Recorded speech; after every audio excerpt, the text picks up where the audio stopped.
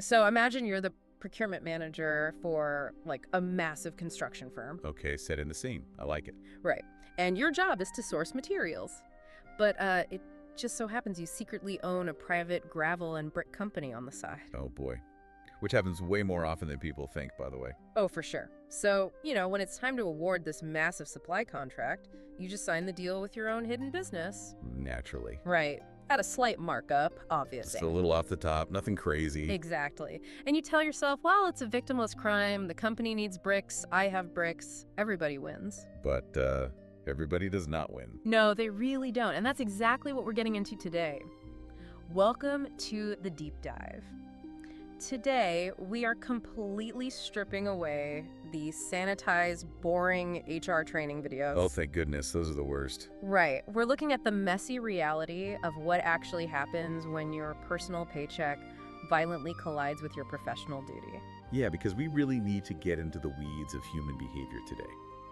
The topic of professional ethics is usually taught in this, this weird, sterile vacuum. Right, like everyone just plays the moral saint during the seminar. Exactly.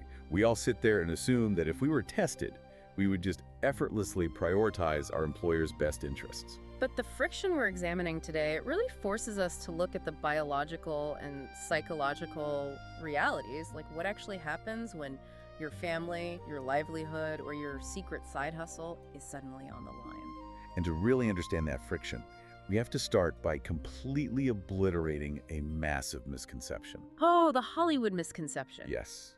When most people hear the phrase conflict of interest, their brain immediately jumps to, Succession-style boardroom drama. Right, they picture these Machiavellian plots, fighting a rival colleague to steal a promotion or hiding someone's presentation to make them look bad.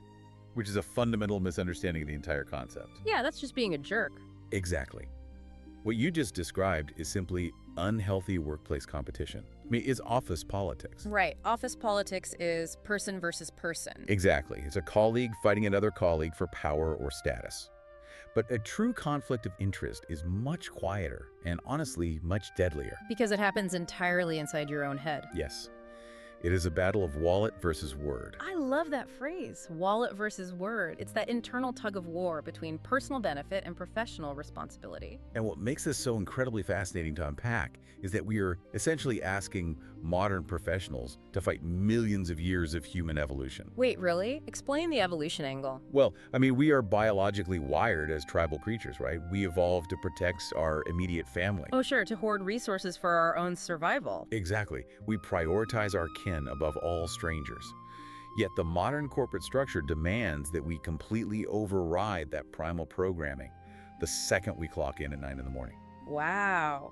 Yeah, you're right. The evolutionary lens is crucial for understanding why these internal battles are so agonizing for people. Because we are expected to show absolute sterile loyalty to a faceless entity, the corporation. Right. And the argument for maintaining that sterile loyalty, which, let's call it the corporate century mindset, it's built on pure pragmatism. Oh, absolutely. In the professional world, your reputation is your ultimate currency.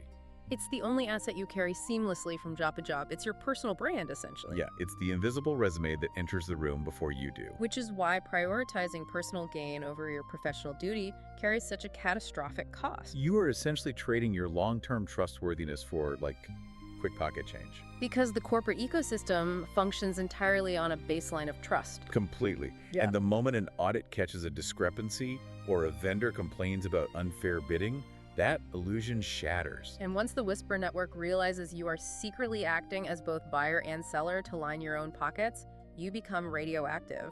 Radioactive is the perfect word for it, because the contamination spreads. Right. It doesn't just get you fired from one job. It poisons your references, your industry contacts, your future earning potential. The system just ejects you to protect itself. So, the logic of the corporate century makes total sense from a self-preservation standpoint. It's the ultimate long game. Protecting your reputation is mathematically more valuable than scoring a one-time illicit payout. Right. But let's play devil's advocate for a minute. Oh, please do. Let's look at the other side of this internal tug of war.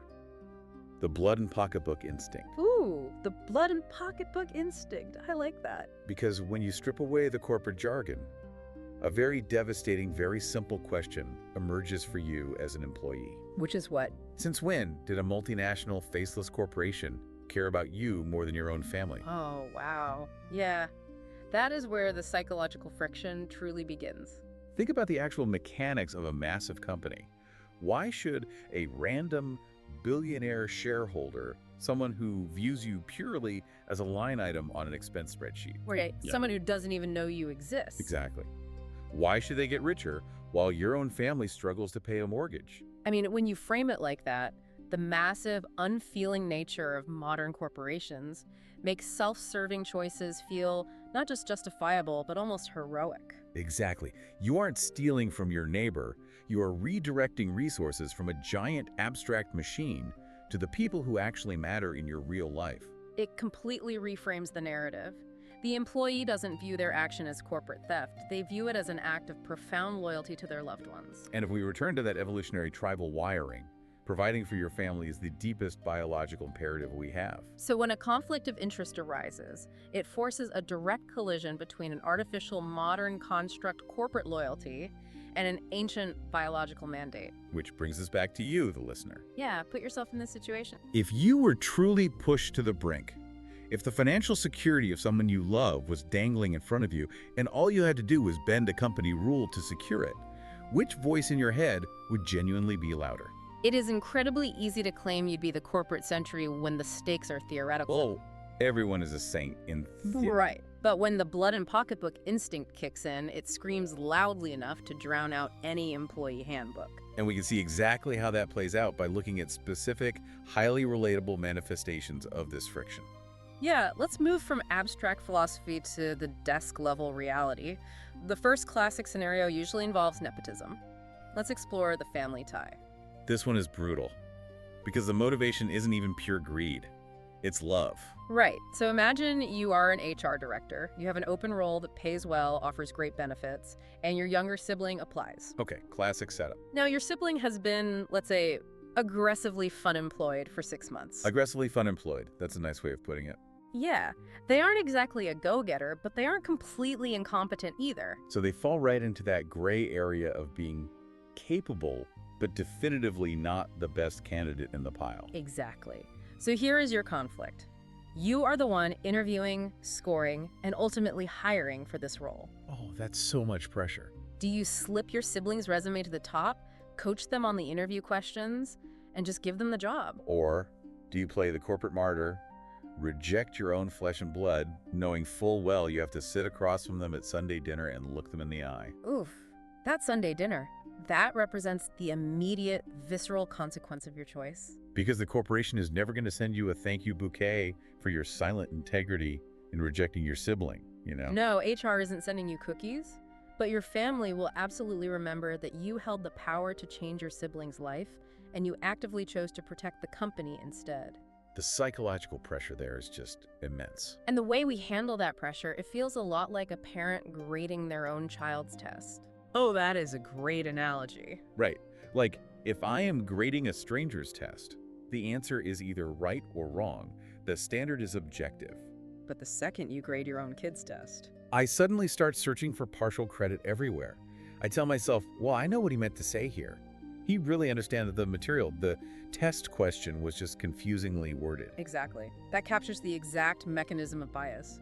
We don't consciously admit that we are cheating the system. No, nobody thinks they're the villain. Right. In the HR scenario, the director doesn't say, I'm going to unjustly hire my unqualified sibling. They perform these complex mental gymnastics to convince themselves that their sibling is actually a hidden gem. Yeah, they tell themselves the job market is simply biased against their sibling's unique learning style or whatever. And by hiring them, they're actually doing the company a massive favor. We reframe corruption as an act of justice. We convince ourselves we're leveling the playing field. Because humans possess an incredible capacity for self-deception, we desperately need to wear the mask of professional integrity to survive in the corporate world. But underneath, we are still those fiercely tribal creatures protecting our kin. So the brain just builds an alternate reality where both things can be true at once. Wow. Okay, but helping out a struggling sibling is one thing. What happens when the motivation shifts from family loyalty to pure, unadulterated financial greed? That brings us back to the scenario we opened with, the side hustle. Right, the procurement manager awarding contracts to their own gravel and brick company. This represents a direct financial conflict of interest. And on the surface, the mental gymnastics required to justify this seem much harder. Yeah, how do you convince yourself that secretly funneling company money into your own private bank account is okay? Well, the justification usually hinges on the concept of efficiency. Efficiency, really? Yeah, the procurement manager tells themselves, look, the company needs these materials quickly. The standard vendors are slow and bureaucratic. Ah, I see. My side business can provide the bricks faster. And yes, I'm charging a slight markup, but I am saving the company time. So they focus entirely on the deliverable, completely ignoring the massive breach of fiduciary duty. Exactly. They view it as a victimless crime. They see themselves as a savvy entrepreneur cutting through corporate red tape rather than an employee embezzling funds through self-dealing. Right, until the illusion inevitably shatters. Because what the self-dealer fails to account for is the ripple effect of their actions. The moment another vendor notices the bidding process was rigged, or an internal audit flags the unusually high invoice from an unknown supplier, the entire scheme collapses. And the fallout isn't just about the money. It is about the sudden, terrifying realization by everyone around you that you are capable of operating entirely in the shadows. If you are willing to lie about the bricks, your colleagues will immediately wonder what else you are lying about. The foundation of professional trust just evaporates overnight. Okay, let's escalate the stakes even further. There's a third scenario that perfectly illustrates this internal battle. Insider information. Oh, this is where the legal lines get incredibly sharp. Imagine you are an employee who casually learns about the company's highly confidential plan to purchase a massive plot of land in a developing region. Let's call it Area A. Okay, Area A. The company intends to build a new headquarters there, which will obviously cause property values in the surrounding area to absolutely skyrocket. Oh man, the biological urge kicks in immediately.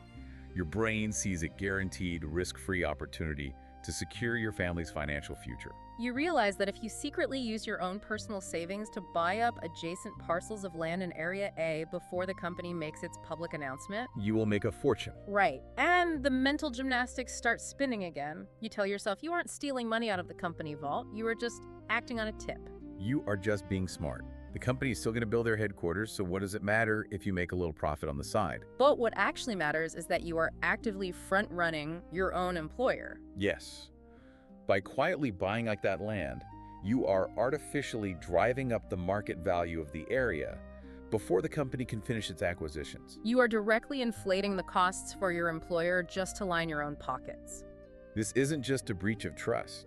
It is taking knowledge entrusted to you for the company's benefit and weaponizing it for personal gain. Okay, so if human beings are biologically wired to favor their tribe, and our brains are incredibly skilled at performing these hilarious mental gymnastics to justify greed and nepotism, how do we actually survive the modern workplace? It's tough. If we are walking through a psychological minefield every time our personal interests intersect with our jobs, how do we navigate this without detonating our careers? By stepping completely out of the shadows. What do you mean? The solution to a conflict of interest is never to fight dirty, and it is never to try and quietly manage the situation on your own. So no under-the-table arrangements. None. The moment you rely on your own judgment to navigate a conflict, you have already lost. Because as we've established, your judgment is biologically compromised. You can't trust your own brain to be objective when your wallet or your blood is involved. Exactly. Which is why the professional world relies on a very clean, very specific, three-step protocol to neutralize the threat. Okay, lay it on us. What's step one? The very first step is to disclose promptly. But, disclosing feels incredibly counterintuitive. I know. If I tell my boss that I own the brick company or that the applicant is my sibling, I feel like I am painting a massive target on my own back. My instinct is to hide it to protect myself. Hiding it is the absolute worst thing you can do. Transparency is paramount here. You must proactively declare the potential conflict in writing to your direct manager or HR the very moment you recognize it. The very moment, okay. By putting it in the light, you immediately strip the situation of its toxicity. You transition from looking like a secretive embezzler to a highly ethical professional who respects boundaries. Okay, so you've confessed, you've sent the email. What is step two? Step two is to recuse yourself. Recuse yourself, meaning you just step away. Yes. You voluntarily step away from the decision-making process. You do not attend the vendor selection meetings for the bricks. You do not sit in on your sibling's interview. So you hand over the authority to an independent third party to guarantee complete objectivity. Precisely. This is brilliant because it solves the biological problem. You remove the compromised human you from the equation entirely. Exactly. If an independent manager interviews your sibling and they decide your sibling is genuinely the best fit for the role, then nobody can cry nepotism. You get the win without the radioactive fallout. And finally, step 3 is to document everything. Oh, the paper trail. Always the Right. paper trail. Always. You keep a clear, irrefutable paper trail of your disclosure and the exact steps taken to recuse yourself. This protects you from any future scrutiny. So if an auditor comes knocking 3 years later asking why the company bought bricks from your side business, You can just pull up the file showing you declared your ownership, stepped out of the room, and an independent committee made the purchase based purely on competitive pricing. wow. You essentially build a fortress of transparency around your career. You really do. Which leads us to the ultimate question for everyone listening today. What game are we actually playing here? Because if we look at the extreme ends of the spectrum, neither option sounds particularly appealing. Right, let's look at those extremes. On one far end, you have the mercenary. You listen exclusively to the blood and pocketbook instinct. So you slip the resume to the top, you approve the markup on the bricks, you buy the land in Area A, You get the immediate, visceral win. you secure the bag, or you secure your sibling's affection. But the cost is total professional annihilation. You become the radioactive self-dealer who treats the company like a personal ATM. You might win today's battle, but you have fundamentally destroyed your long-term earning potential. The system will expel you. Okay, then let's look at the absolute opposite end of the spectrum. The corporate saint. Yes. What if I decide to be the ultimate corporate saint? I rigidly refuse to ever help my own circle. I reject my sibling, I report every minor infraction, and I dedicate every waking moment to the pristine protection of the billionaire shareholder.